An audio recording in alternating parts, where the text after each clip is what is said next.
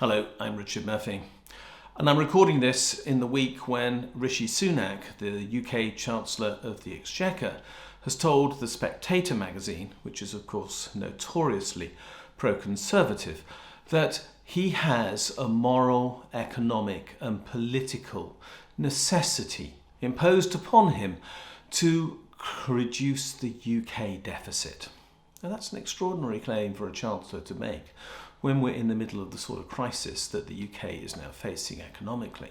A crisis created, of course, by coronavirus, where we've heard at the same time as he's making these claims that the furlough scheme is, for example, going to be extended until April 2021 because of the scales of the problems that we still face, and because, of course, we are still facing an unknown economic consequence of Brexit. We literally don't have a deal as yet. So, why has he said we do have this triple imperative, moral, economic and political? And is he right? I'm going to come back to morality at the end. Politically, of course, his objective is to appeal to those conservatives who like the idea of a small state. And a small state necessarily means one that spends less than a large state. There's no actual definition of these things, and around the world what a small and large state is varies considerably. So inside the European Union, if we were still a member, relatively speaking, the role of government inside the economy in the UK is small, much smaller than, for example, in France, in the Nordic states, and in Germany, and so on. But compared to a country like the USA, the role of the state in the UK economy looks large, but the difference can almost be entirely explained by healthcare. In the US, that's largely a private sector activity. In the UK, it's a public sector activity. If you added the healthcare activity in the private sector in the US into the government expenditure, in fact, the size of the state in the US would be bigger than it is in the UK. So one has to compare like with like. There isn't an easy way to be sure what large and small state means. Of course, in developing countries, the state tends to be much smaller than it is in developed countries. They don't have that capacity to fund state activity that we do. So, the idea that there is a political imperative is simply one that has been manufactured in the belief that somehow or other the private sector always makes better decisions than the state sector, even though those who actually really understand how the market works, and I will claim that I do as a chartered accountant, as a person who's run many companies, know how markets really work and know that they depend upon effective regulation to function.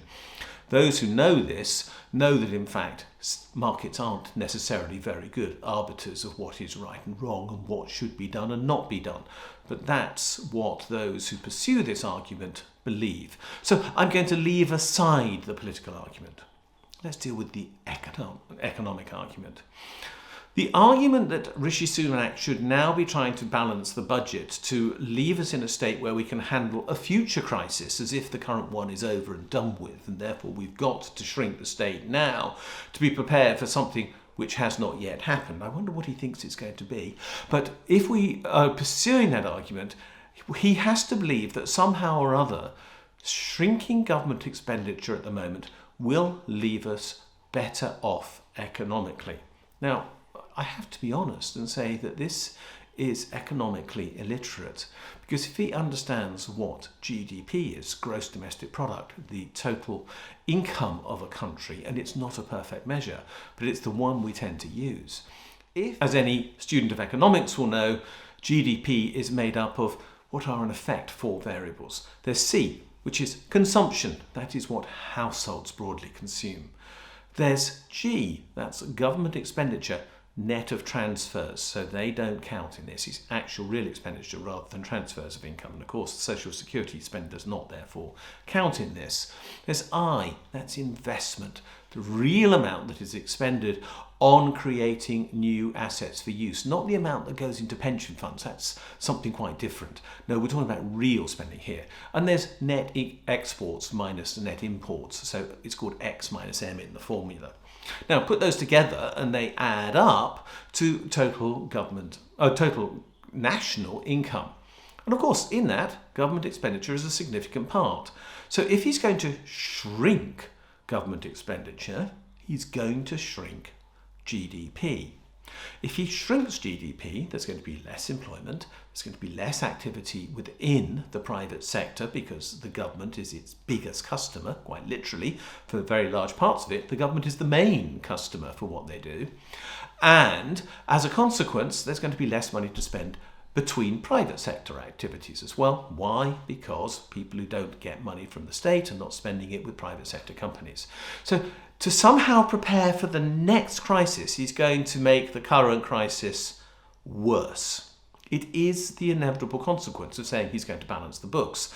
Unless he somehow magically thinks, and he must only have this magical belief, that doing this is going to make the private sector be liberated to do more. There's no evidence from history that this has ever happened. There isn't a supply side situation where suddenly cutting out government increases the vibrancy of the private sector. There's only a demand side where cutting out government spending reduces demand for the private sector, and therefore we have less activity. So the economic argument doesn't work, the political argument doesn't work. What about the moral argument? Rishi Sunak has put forward this idea that he has to get rid of the UK's deficit, well, in the same week that UNICEF, the United Nations Fund for Children, is actually providing support to children in poverty in the UK for the first time because they face literal hunger. And it's never done that before, but now it is, because that situation has been reached where poverty is significant enough for a large enough number of children that UNICEF thinks it has to intervene in the UK economy. How can it be that this is necessary in what is, and we can argue about how this is measured, the 5th, 6th, 7th, who cares which one it is, economy in the world? We are one of the largest and most powerful economies in the world, and yet apparently we can't ensure that children are fed. And at the same time, the Chancellor is saying he has a moral imperative to cut spending to make sure that the economy is stronger for a future recession, when those children will be in the workforce perhaps, except they'll have got there through hunger, through deprivation, through an education that will have been harmed by both those things. How does he believe that's true? Where's the morality in that? There isn't one. This cannot be moral. The imperative on a Chancellor is not to balance his budget or her budget. There's never been a woman Chancellor yet, so I can say his for the time being and hope that the day will come. The imperative is instead to balance the economy. Now, balancing the economy is quite different from balancing the budget. Balancing the economy means that you've got people to work, that you've invested in all the opportunities that exist within the rate of return you've got. And of course, the rate of return required to cover the cost of government borrowing at the moment is effectively nothing. Any project that can cover its costs is a viable project for the government to consider investment in at the moment. You have, as a government, the moral imperative to create full employment, to put people to work, to develop their skills, to utilise their capacity. They are the biggest sustainable resource, which is lost if not used, because literally it wastes if not put to work when people want to work. I'm not saying people should be forced to work when people want to work. So the morality of this is abundantly clear, and that is governments don't worry about balancing their budgets, they worry about balancing the economy. How do they balance the economy? Simply by increasing the level of their spend when the economy is performing at less than full capacity. It's very straightforward. How do they do that? By creating new money, by spending it into the system, by putting it to use, and ensuring that as a consequence there is money to make the economy go round. That's what quantitative easing is doing right now.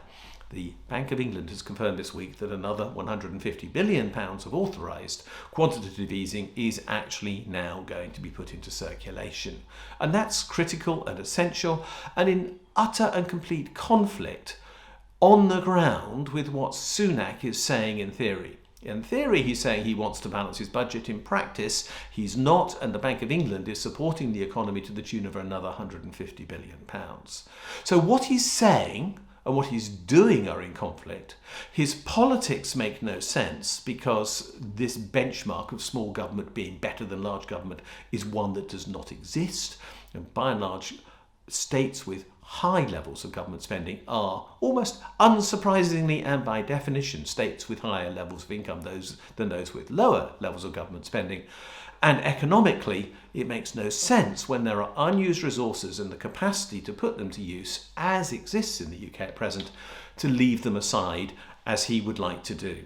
Austerity right now would be the immoral choice. There is no moral alternative that says that what Sunak is proposing is right. His policies are immoral because they waste the lives of people. And I can't think of anything that is worse in economic terms than wasting the potential within people that they want to realise by working. He's wrong, and we need to tell him he's wrong. Thanks for watching this video. If you've enjoyed it, I'm pleased. If you want to see other videos like this, there are links below this screen. If you want to subscribe, hit the subscribe button. Follow me on Twitter as well, @Richard J. Murphy.